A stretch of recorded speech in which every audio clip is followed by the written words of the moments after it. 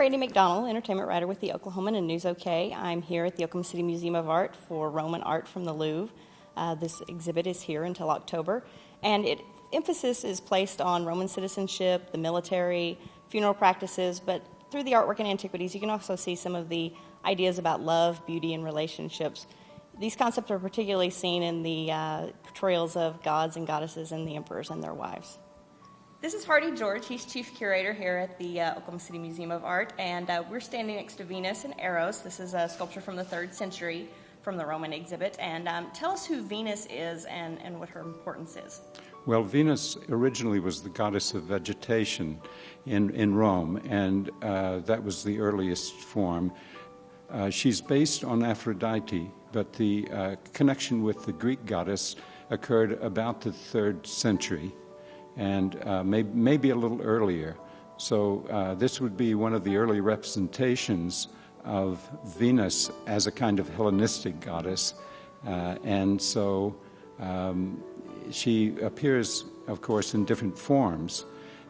Here we have the form of the Venus prudica, which means a modest Venus who covers her genitalia with the hand and the cloak.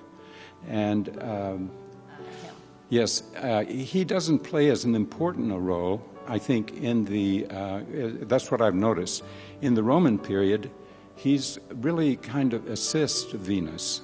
He's not an independent, as he is in the Rococo period, where he's a kind of playful, capricious figure who blindly shoots his arrows into the unsuspecting hearts of people at random. And so that is not really the Cupid that we have at this time in the Roman period.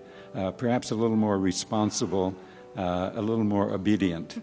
We're here with one of the finest mosaics from the Louvre that's here at the Roman Art from the Louvre exhibit, and it is one of the mosaics that depicts Aphrodite in it, or Venus, and this actually depicts the judgment of Paris of mythology. And why don't you tell us a little bit, Hardy, about that myth?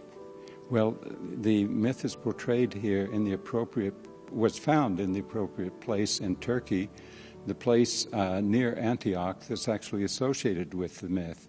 And it was perhaps one of the world's first beauty contests.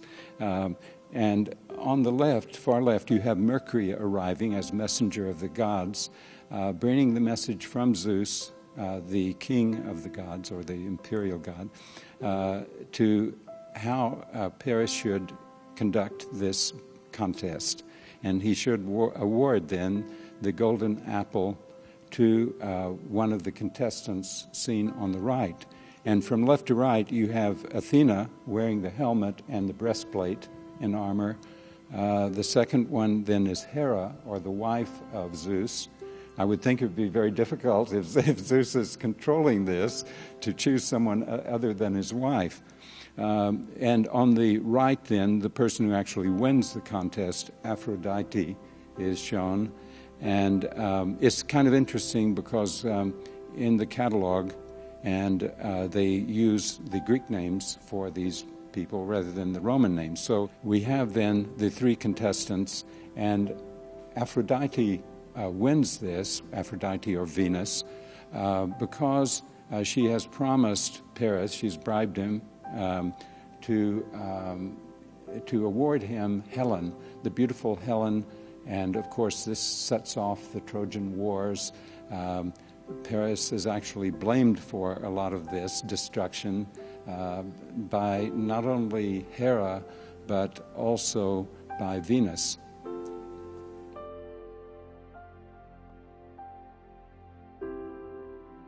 Cupid at the top, but also with some figures associated with Bacchus. Tell us a little about who Bacchus is and what the connections are there. We associate Bacchus with wine and revelry, while Cupid is generally associated with love. But I think the connection has to do with love, revelry, and Cupid and Bacchus. And so that's the kind of connection I would make. And Cupid is shown here asleep. Perhaps it was not really worked out in terms of myths. Perhaps you would associate a tranquil fountain a bubbling fountain in a garden with sleep. But he's shown asleep on top of what I thought was a kind of stretcher, but it's actually the top of a cliff or a rocky precipice. And around him then you have these figures that you associate with the followers of Bacchus. For example, here we have a figure with a kind of skin thrown over his shoulders. And here was a pan with goat's feet. And so all around, I think you have these kinds of figures that one would associate normally with the followers of Bacchus. And so Cupid is in very good company. But generally, I associate Cupid with love rather than revelry. But certainly there are connections like that. We're here with a large heroic scale sculpture of Livia. She's depicted as Ceres here, and she's the wife of the Emperor Augustus. And this sculpture kind of indicates that she was held in kind of equal esteem to her husband. And tell us a little bit about that, and tell us about Well, she was Ceres. simultaneously matron, goddess, and also a kind of a patron as well, patron of the arts. And so she's standing here with grain in her right hand, of course symbolizing abundance or the importance, of course, of agricultural production. And in her left hand, then she holds the cornucopia, which is overfilled with fruit, and it's to I think emphasize the importance of agriculture. The wife of the emperor was always quite important. In fact, in the next room we have a large head of an empress found at Carthage. They haven't found the emperor yet, but they feel his head must be about the same size. It's a monumental work, and you see it as you come into the exhibition. And she was something like 26 feet high. So many times importance was indicated by scale. For example, when we saw the figure of Venus, Cupid was quite small in relation because he was less important. But in terms of scale, you can see that Livia is as important as Augustus. Stability was very important. Virtue, stability, and strangely enough, the marriage contract, even though we generally associate Rome with all kinds of decadence,